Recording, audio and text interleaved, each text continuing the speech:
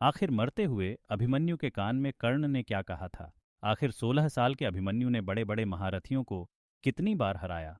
जब जब महाभारत की बात की जाती है, अभिमन्यु का नाम महान योद्धाओं में अवश्य लिया जाता है। जिस उम्र में आज के युवाओं को ज्ञान नहीं होता, उस उम्र में अभिमन्यु ने महाभारत के अनेकों महारथियों के छक्के छुड़ा दिए थे।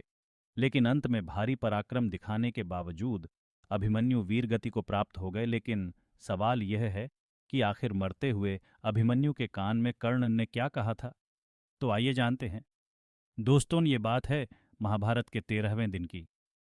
कौरवों के सेनापति द्रोणाचार्य ने चक्रव्यूह की रचना की। चक्रव्यूह इतना शक्तिशाली होता है कि जो योद्धा एक बार इसमें फंस जाए उसका निकालना लगभग नामुमकिन था। कौरवों की ओर से सबने मिलकर एक षड्यंत्र बनाया कि वो अर्जुन को इस चक्रव्यूह में फंसाकर चारों तरफ से हमला करेंगे, और अगर अर्जुन मारे जाएंगे तो पांडव अपने आप युद्ध हार जाएंगे। लेकिन उस चक्रव्यूह में अर्जुन नहीं फंसे, बल्कि उसमें फंसे खुद उस चक्रव्यूह को भेदने पहुंचे अभिमन्यु। चक्रव्यूह में प्रवेश किया अभिमन्यु ने। अब भगवान महादेव से मिले खास वरदान के तौर पर जयद्रथ ने चारों पांडवों को चक्रव्यूह के बाहर ही रोक दिया, और उस चक्रव्यूह में प्रवेश किया अभिमन्यु ने। ऑल्सो रीड, कर्ण का ऐसा पुत्र जिसे खुद पांडव भी नहीं मार पाए। जैसा कि हम सब जानते हैं कि अभिमन्यु ने सुभद्रा के गर्भ में ही चक्रव्यूह के अंदर प्रवेश करना सीख लिया था, और उन्होंने इसी का फायदा उठाया और वो चक्रव्यूह में प्रवेश कर गए। उन्होंने न सिर्फ गुरु द्रोणाचार्य बल्कि कृतवर्मा, कृपाचार्य, कर्ण, दुर्योधन सभी को परास्त कर दिया था। चक्रव्यूह में घुसते ही उन्होंने हाहाकार मचा दिया। उन्होंने द्रोणाचार्य के धनुष को काट दिया। देखते ही देखते कर्ण के ऊपर 8, कृतवर्मा के ऊपर 5 और शकुनी को 22 बार बाण मारे।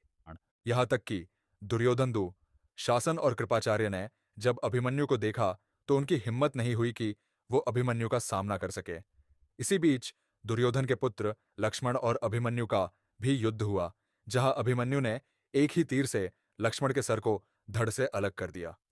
दुर्योधन ने की कर्ण से विनती देखते ही देखते दुर्योधन बहुत क्रोधित हो उठा और उसने कर्ण से गुजारिश की कि सूर्यास्त होने से पहले ही इस बालक को हमें मिलकर मारना होगा।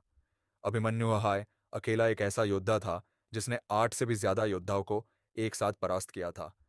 जब द्रोणाचार्य को भी इसके बारे में एहसास हुआ, तब उन्होंने कर्ण से यह कहा कि इस बालक के धनुष को हमें छुड़ाना होगा।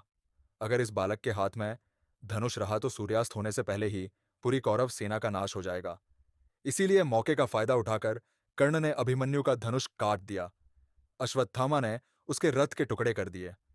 जब कर्ण ने दो दो बार दिया अर्जुन को जीवन दान, फिर क्या 16 साल के बालक के ऊपर 8 से भी ज्यादा महारथी टूट पड़े।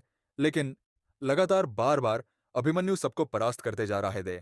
उसके बाद सभी महारथियों ने एक एक कर कर अभिमन्यु के ऊपर कई सारे बाण छोड़ दे, जिस वजह से अभिमन्यु लहूलुहान हो गए। लेकिन फिर भी उन्होंने रात का पहिया उठाकर युद्ध शुरू रखा, और तभी वो क्षण आया जब अभिमन्यु के समक्ष पहुंचे स्वयं कर्ण, और कर्ण ने उन्हें धराशाही कर दिया। कर्ण ने अभिमन्यु के कान में कहे शब्द, कर्ण ने अभिमन्यु को अपने पास रखा और फिर उनसे कहा, है वीर अभिमन्यु, विश्व के सर्वश्रेष्ठ धनुर्धर बानी की प्रतिस्पर्धा सिर्फ और सिर्फ मेरे और अर्जुन के बीच थी। लेकिन तुमने आज इतना पराक्रम दिखाया कि मैं चकित रह गया। तुमने ये ताज हमसे छन लिया है। अब दुनिया कहेगी कि इतने सारे महारथियों ने मिलकर एक अकेले बालक का वाड कर दिया। अब तुम इस नर्क रूपी संसार को छोड़कर हमेशा के लिए स्वर्ग चले जाओ पुत्र। यही वो कुछ शब्द थे जो स्वयं कर्ण ने अभिमन्यु के कान में कहे थे, और उसके बाद कर्ण ने अभिमन्यु का वध कर दिया। इस तरह एक महान योद्धा जो मात्र 16 वर्ष का था, जिसने कौरवों के 8 से भी ज्यादा महारथियों को धूल चटा दी थी, वो अब स्वर्ग की तरफ प्रस्थान कर रहा था।